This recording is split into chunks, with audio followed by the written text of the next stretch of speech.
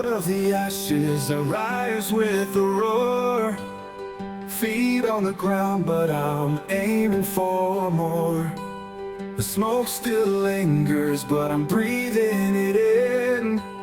The end of the start is where I begin. Hi guys, welcome to episode 3. Uh, Today I'm going to tell my side of the story of the first day of this long and crazy little journey that we went on. Coma, death, doctors doing terrible things, hospitals doing terrible things. And so let's get right into it and just, I'm going to start telling you how the day started. Got up, normal day. Started making breakfast for the husband, Justin, that you met last week, and got a phone call that said that they had a cancellation and we could go in and go and get my liver biopsy done earlier in the day rather than later.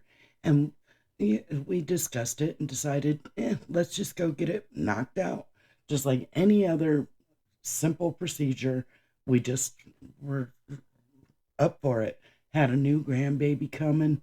I turned 50. My gastroenterologist told me, you got a fatty liver, and it's probably a good idea for you to go. So I went, and we drove, and I a tiny bit nervous always, but still we went.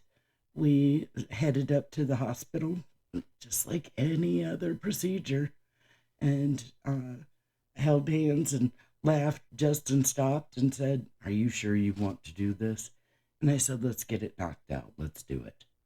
So we went in, and you go through that rigmarole of all the paperwork and them rushing you through everything that you have to do. Signing papers. Hey, if we kill you, sign this away so that it's no big deal if we do. And you're thinking, no big deal. This is just regular stuff. Sorry, guys. I've been a little emotional today.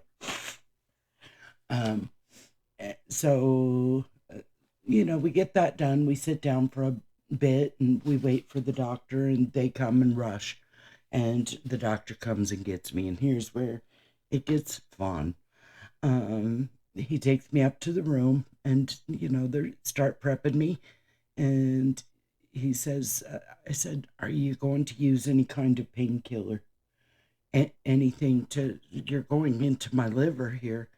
And he said, "Well, I'm going to put topical lidocaine." And I said, "Lidocaine does not work on me.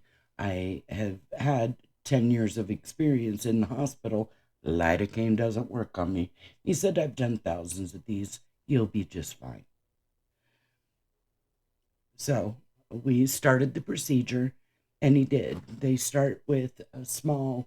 They make the incision, and they start putting in basically a straw, and they feed that into your liver, and then they take the apparatus that is going to get the biopsy, the piece of your liver that tells you how your liver's doing. And so he went in with that, and it hurt bad. Um, and I was trying so hard. I just remember trying to tell myself to be strong. I'd gone through so much pain for 10 years that I've got to be strong and make it through this. And so he got in, he got the biopsy, and he started coming out, and it hurt. And my nervous reaction is to cough. I'm a smoker. Sue me. I can't quite break it. If you got any suggestions, I'll take them. Um, and so I coughed, and he finished. He pulled out the biopsy and put it in the little thing that he needed to, and and put the band-aid on. This little incision, it looked like nothing. And I told him right then and there I didn't feel right. and they, put me on the gurney to roll me to my husband, where he was supposed to be in an observation room to to listen to me and watch me and make sure that I was okay. And they rolled me, they were wheeling me, and I hadn't seen him yet, but I kept saying, I don't feel right. I feel different. Something is wrong. And I said it probably about 4 times. And when they wheeled me into the observation room, I said, the nurse asked Heidi, how you feeling? And I said, I think I'm dying. And you saw in the video of the last episode, that's where I was. The life was going out of my body. And I don't remember a whole bunch, and this is where it gets a little sketchy and odd, because that's why I'm doing Justin's story and my story, because I just remember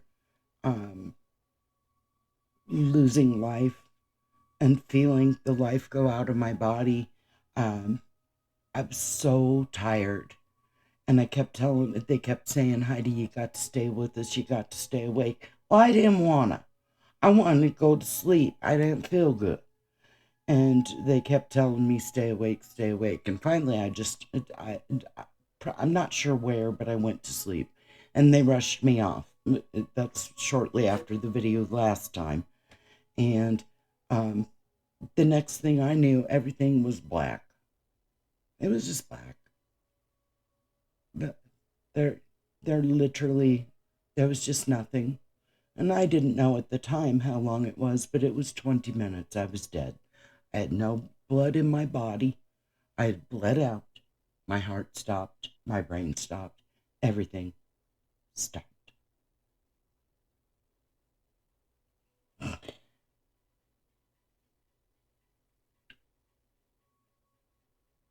I didn't open my eyes.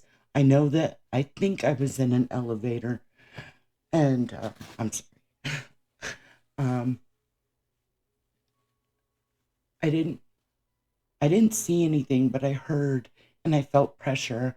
And at that time, they were taking me down to surgery, and I just remember feeling the pressure of a person on top of me on the gurney. I could feel my arms on the side, but I couldn't open my eyes. I had just been dead. And I felt the banging on my chest. I didn't really feel my ribs breaking. I didn't feel my clavicle shattering. I didn't feel any of it. But I heard the doctor say, go figure, this is the one that's going to ruin my career. And then everything went dark. And from there, there was just nothing. That's where Justin comes in next episode to tell you. For the next 12 days, I was in a coma. I was in an induced coma. And then I was in my own coma. And I'll tell you all about that. These are going to be the fun ones. After Justin gets done with what he saw and went through while I was in the coma and the doctors and whatnot, it'll get to the fun part where I tell you about my fun coma time. So thank you so much for listening and coming along with me. I have to tell you guys, this is a healing journey for me. This is more for me to just let this go, because this has been for 2 years now. This happened July 19th, 2023. And I live it every day. My family members hear about it every day, and it's embarrassing. But having a coma, you wake up and you can't believe that you just lost so many days, months, whatever it is. And boy, I do beg you people to please reach out to me. You've got to reach out. Leave me a message. Do whatever you need to do to get a hold of me. Get a hold of me, Heidi Wisdom, on Facebook.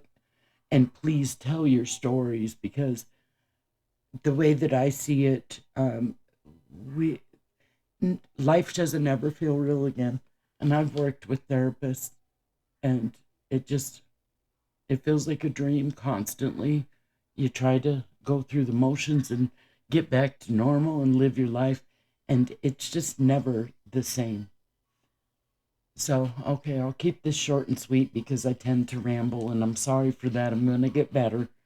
And eye contact. Thank you so much.